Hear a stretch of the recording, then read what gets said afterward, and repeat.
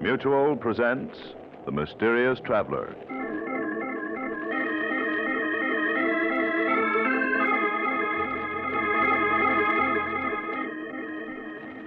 This is The Mysterious Traveler, inviting you to join me on another journey into the realm of the strange and terrifying.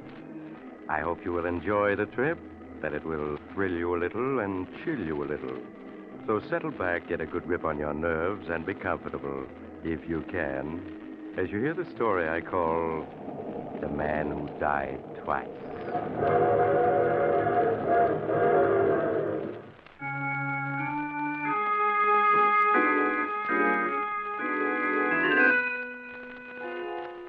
Tonight, we're going to delve into a murder most strange, one that confused many of the greatest legal minds of our day.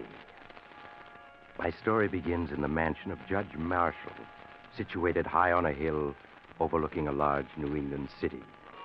It is early evening, and Judge Marshall, one of the state's foremost jurists, is sitting in his library reading a legal brief.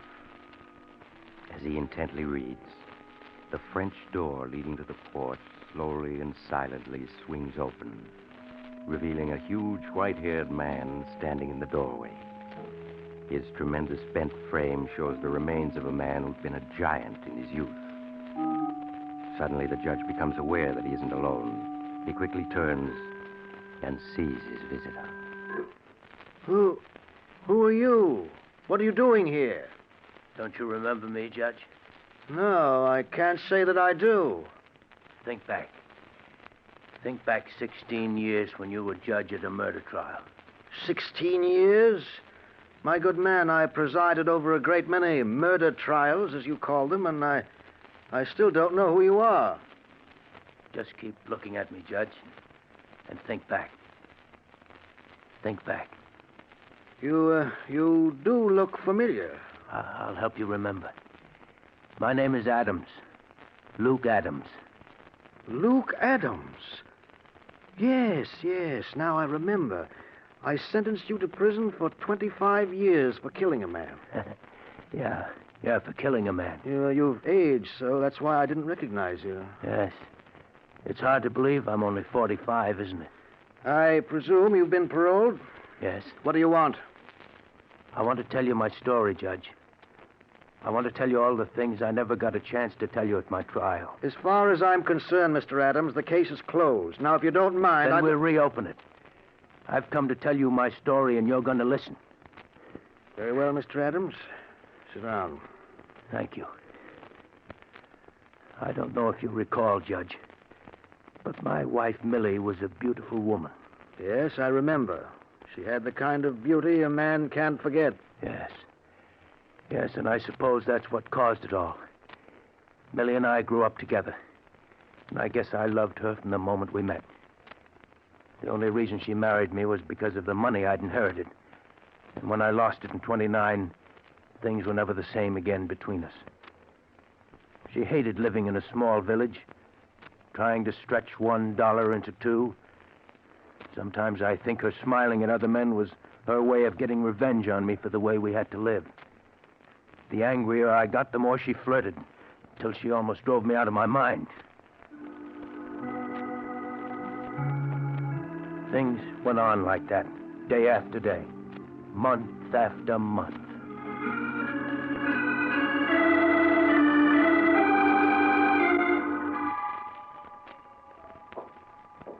Here comes Luke. Hello, Luke. Getting home from work a bit early today, huh? Yeah. Your missus and I were just talking about how hot it is. Yeah. You must have found it fierce, breaking stone in the quarry in this heat. Uh-huh. Well, I've got to be going. See you again. What was he hanging around for? He just happened to be going past. Stopped to say hello. Is there anything wrong in that? It's funny. Every time I see you talking to someone, it's always a man. How come I never see you talking to women? Because all the women in this village are a bunch of cats. They hate me because I'm beautiful and they're not. All right. But I'm warning you, I don't want to see Chuck Riker or any other men hanging around here. If I do, there's going to be trouble.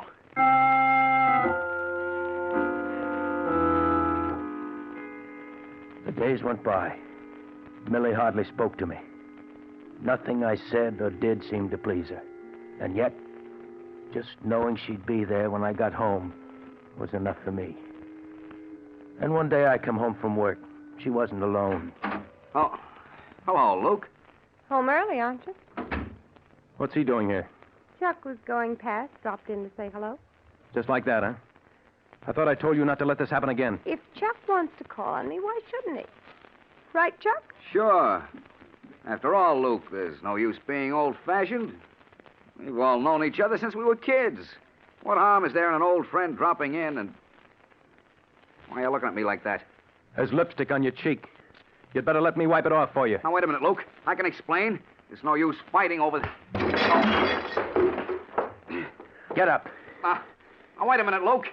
Can't we... Get up. Talking won't help. You'll have to fight your way out. That's it. Pick up that poker. Come on, come on. What are you waiting for? Okay, you asked for it, and you're gonna get it.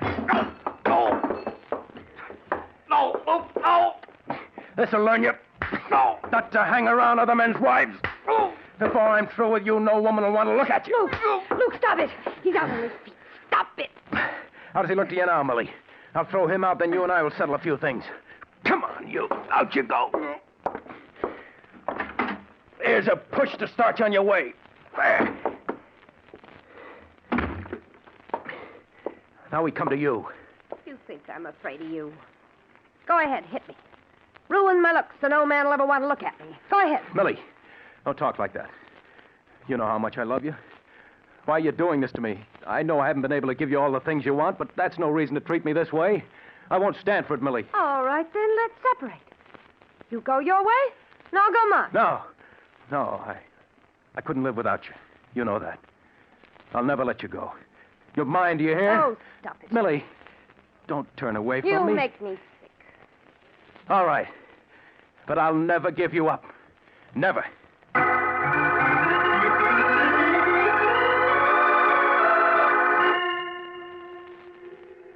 Millie just stood there looking at me, contempt in her eyes. I knew we were through, and yet I couldn't give her up. I clung to the small hope that something would happen that would change her, make her feel toward me as I felt about her. Long, lonely weeks went by. I knew that Millie and I had been the scandal of the village ever since the day I'd beaten Chuck Riker. At the quarry, the men whispered to each other when they thought I wasn't looking. I could only give vent to my rage by smashing rocks into 1,000 small pieces. Then, one day in the autumn, an opportunity came. An opportunity to escape the villagers and their gossip. Millie, where are you? Here. What is it? Millie, you've always wanted to get away from the village. Now we have a chance. Oh, Well, I met Mr. Anderson this morning. You remember him. He's an old friend of my father's. what about it? Well, he owns a small farm which he's willing to sell for only $300 down. You mean you want to buy it? Yeah.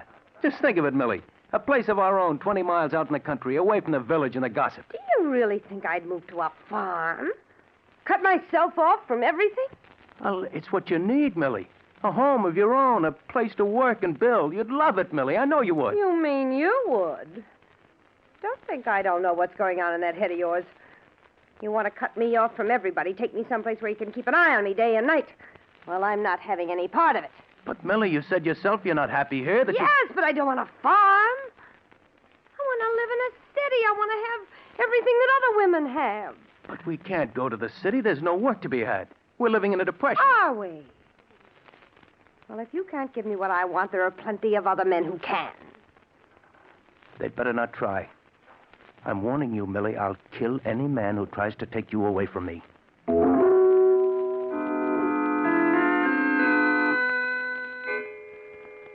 Weeks went by. Weeks in which Millie scarcely spoke to me. We lived as strangers in an uneasy truce. I worked from dawn to twilight at the quarry, and as I worked, I could sense the men gossiping about Millie and myself. I would think of Millie and wonder what she was doing at that very moment. Steve, Yeah, baby? I can't stand it anymore. I can't go on living with Luke. The way he stares at me with those big cow-like eyes of his, watching every move I make. Well, you'll just have to go on putting up with it for the time being. It's all right for you to say that. You don't have to live with him. Sometimes I wonder if you really love me. Oh, don't talk like that, baby. You know I love you. Would I be putting my neck out like this if I didn't? Nobody knows we're meeting secretly. Maybe not, but sooner or later someone will see us together, and then there'll really be trouble. Afraid? I've never run away from a fight yet. I don't mind telling you, I wouldn't like to mix with that gorilla husband of yours. I know, Steve. You've got to be careful. Don't worry, I intend to be. Just let me raise some dough, baby. Figure out one or two angles, then you and I'll be off for the big city. What about Luke? He'd be sure to follow. You don't know what he's like, Steve. He'd never rest till he found us. And when he did... Yeah, you don't have to draw me any pictures. I know that type. If we run off, we'd never have a minute's peace. We'd always be wondering when he was going to catch up with us. Yes. Oh, Steve, what are we going to do? Oh, I don't know, baby, I don't know. We'll just have to sit tight for the time being and be careful not to be seen together. All right, Steve. Oh, cheer up, baby. We'll make the big city yet, and until then, we've got this. Oh, yes, Steve. Yes.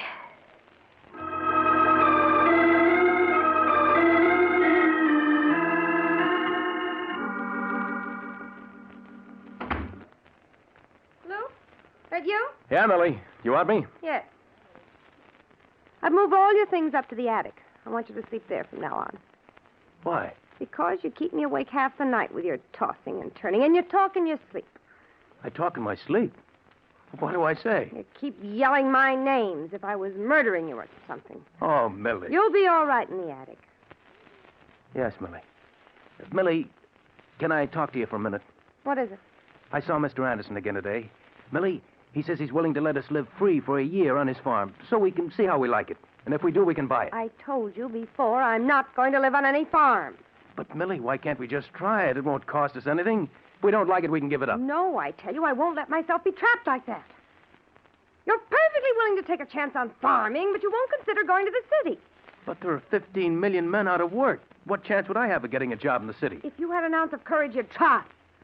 You don't hear men like Steve Hopkins whining about the Depression and trying to make excuses for staying in this miserable hole. Steve Hopkins, huh? I... So that's it. You've been seeing Steve Hopkins? No, I haven't been seeing. You're wrong, Luke. You're lying. It's written all over your face. You're afraid, aren't you? You're afraid of what I'm going to do to Steve Hopkins. Now, Luke, listen to me. I tell you, there's nothing between Steve and myself. When I'm finished with him, you'll never want to look at him again. Where are you going? To the village tavern. He's always there on Saturday nights. Luke, come back! Luke, come back!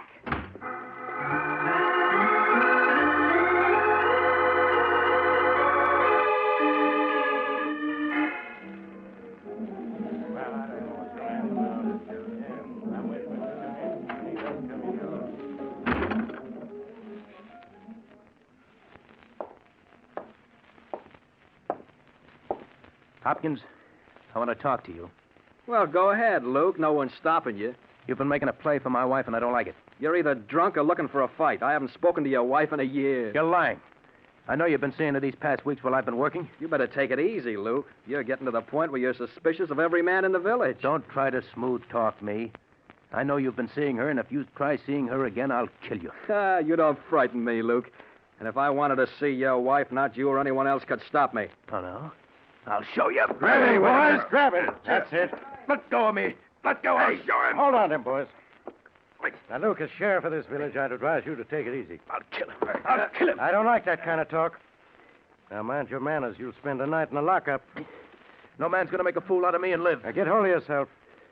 If Steve was seeing your wife, it'd be common gossip in no time. You know that. He may have fooled you folks, Sheriff, but I know better. You can protect him here, but just wait until I catch him alone. Just wait.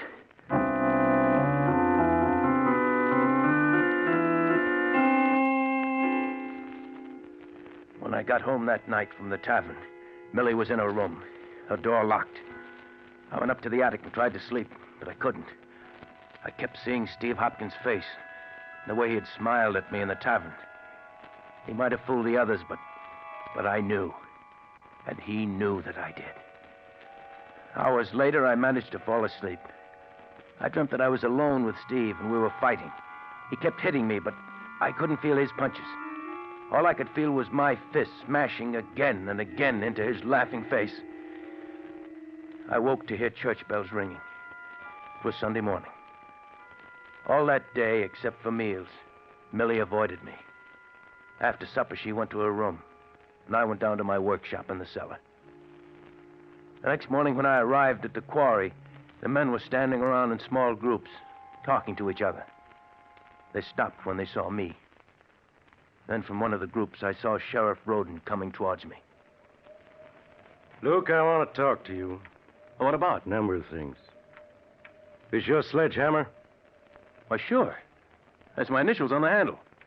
Why is it all wrapped up in paper? I'll ask the questions, Luke. Where were you last night around 11 o'clock? 11 o'clock? In my workshop in the basement. Why? Anybody with you? Oh, no. I was alone. Luke, you're under arrest. Under arrest? What for? For the murder of Steve Hopkins. For the murder of Steve Hopkins? Yes. His body was found in his cabin an hour ago. He'd been brutally beaten to death last night around 11. With this sledgehammer. It was found at the scene of the crime. You mean you think I did it? It sure looks that way. Let's go, Luke. No. No, I won't. I didn't kill Steve You'll Hopkins. get your chance to prove you didn't. Now, let's go. No. I didn't do it. I tell you, I'm innocent. Grab him, man. Let go of me. That's it. Come on. Hold him while I get these cuffs on him. I didn't do it. I tell you, I didn't do it.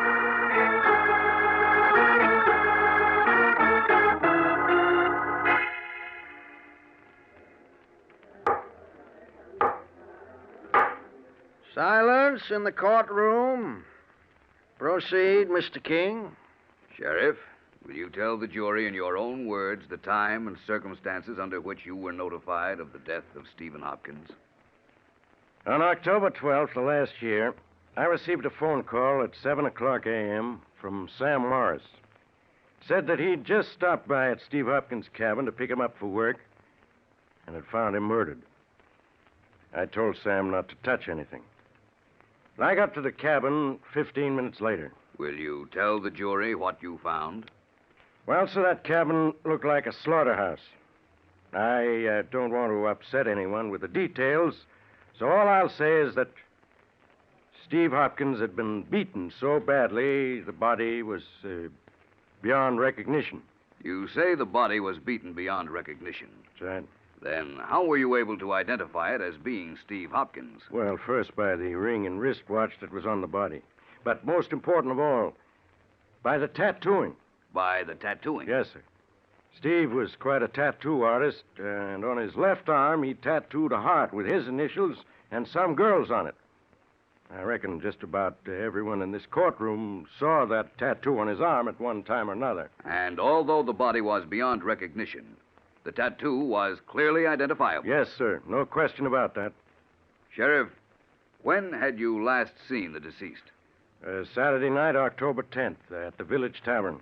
Did anything unusual take place at the tavern that night? Yes. Luke Adams came into the tavern around 9 o'clock. He accused Steve Hopkins of hanging around Mrs. Adams, threatened to kill him. Sheriff, can you remember Luke Adams' exact words when he made that threat? Well, his last words before he left the tavern were, "Just wait till I catch him alone. Just wait." I see. Now, Sheriff, when you arrived at the scene of the crime, did you find the death weapon? Yes, sir. Steve Hopkins had been beaten to death with a sledgehammer. I found it in the cabin, covered with blood. Was there any identification on the sledgehammer? Yes, sir. On the handle were carved the initials, L.A.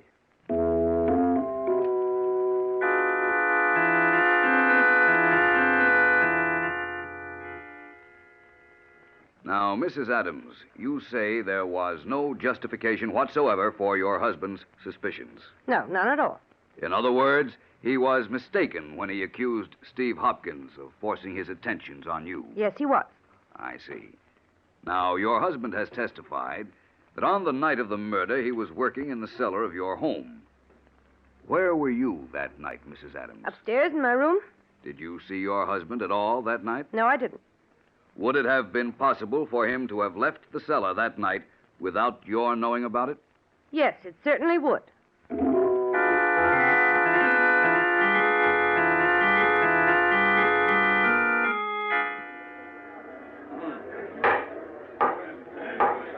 Silence in the courtroom. The prisoner will rise. Luke Adams, You have been found guilty of murder in the first degree with a recommendation for mercy. The court hereby sentences you to 25 years imprisonment in the state penitentiary.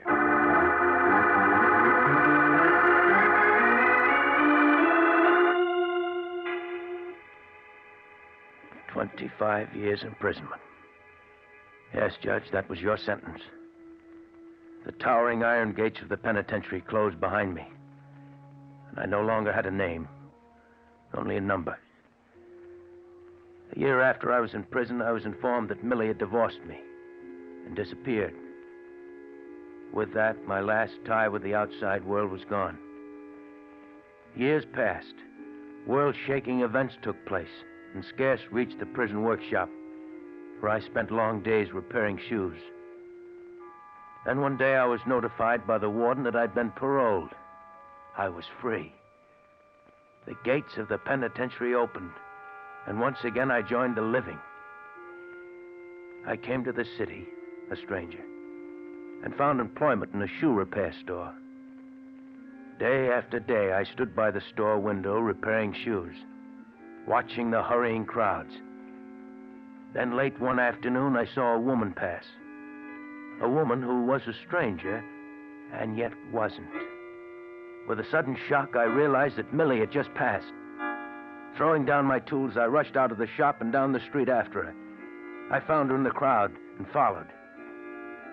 She had hardly changed at all in the 16 years that had gone by. There were streaks of gray in her hair, but she was as beautiful as ever. I followed her block after block, and soon we were in a residential section. She turned up the path to a large cottage, unlocked the front door, and went in. A moment later, I was ringing the doorbell. Yes, what is it? Don't you recognize me? No, I'm afraid not. It's me, Millie, it's me. How dare you force your way in here like... Luke. Yeah, Millie. Luke, after all these years. But you're in prison. I was paroled 6 months ago. Well, I'm glad to hear that, Luke. You must leave now. I'm busy right now. I can't Millie, talk. who is that? Millie, who are you talking to? Who's he? Steve Hopkins. Oh, you're mistaken. The name is Reed, Robert Reed. Steve, it's Luke. Luke? You're not dead. You're not dead. The body in the cabinet wasn't yours. No. I went to prison for your murder, but you're alive. They said I killed you, but you're alive. Yes. You let them put me in prison. You framed me. Luke, you must listen to me. You framed me. No, Luke, don't. I didn't... You framed Luke, me. let go of him. Let go of him. Don't, Luke. Don't. Whose body was that they found in your cabin? A young hobo I picked up by the railroad tracks. But the tattooing on the arm. After I'd killed him with your sledgehammer, I tattooed his left arm to look exactly like mine. I put my wristwatch and ring on the body and then beat him beyond recognition. And then you ran away, leaving me to stand trial for murder. Luke, what are you going to do? What am I going to do? You remember Judge Marshall, don't you, Millie? Yes, I remember him. Well, I read in the papers a few weeks ago that the judge lives here in a fine mansion overlooking the city. What are you getting at? Steve and I are going to visit Judge Marshall. No, Luke, no. You know what that would mean. Luke, we have some money. If you'll just forget what's happened, we'll give you money, plenty of it. Yes, we'll give you $10,000. 20,000. I'm not interested in money. Come on, Steve. Luke, you can't do this to me. You can't. Luke, you once loved me for my sake. Come Don't. along, Steve. No, I won't go. If they find out about that hobo, they'll hang me. I wouldn't have a chance. You'll come, Steve, one way or another, understand? Yes.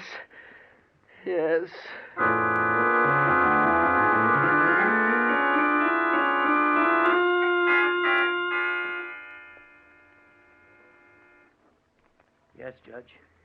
He didn't want to come here, but in the end, he came.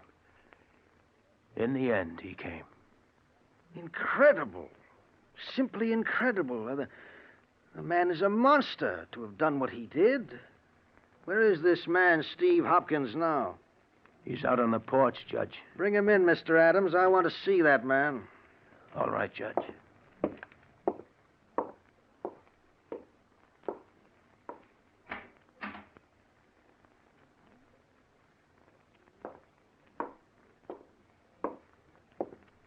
Why are you carrying him?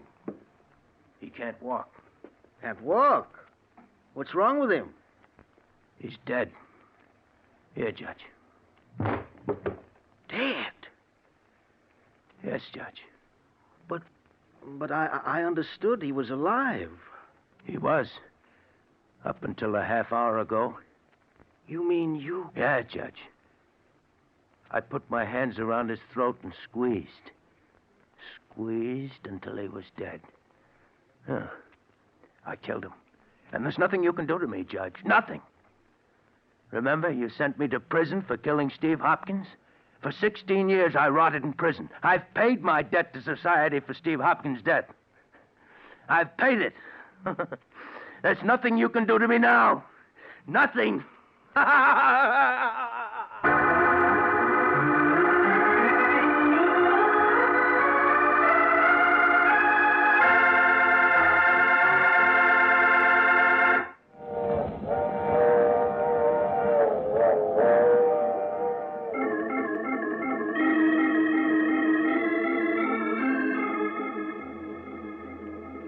This is the mysterious traveler again. Did you enjoy our little trip?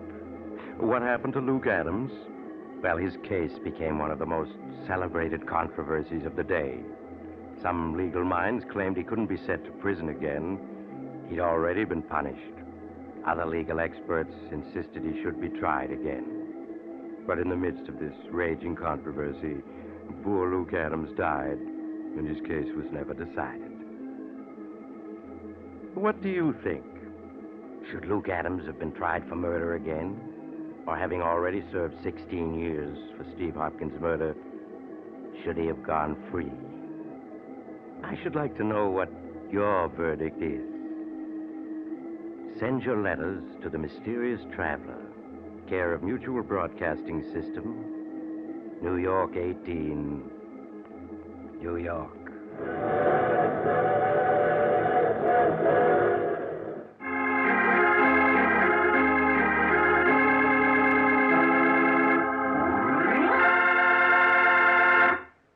You have just heard The Mysterious Traveler, a series of dramas of the strange and terrifying. All characters in today's story were fictitious, and any resemblance to the names of actual persons was purely coincidental. In today's cast were Maurice Tarplin, Art Carney, Elspeth Eric, Frank Behrens, and Jackson Beck. Original music was played by Paul Taubman. The Mysterious Traveler is written, produced, and directed by Bob Arthur and David Kogan.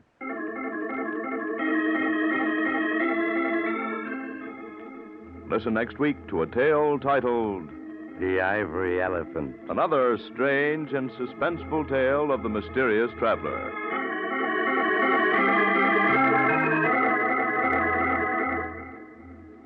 This program has come to you from our New York studios.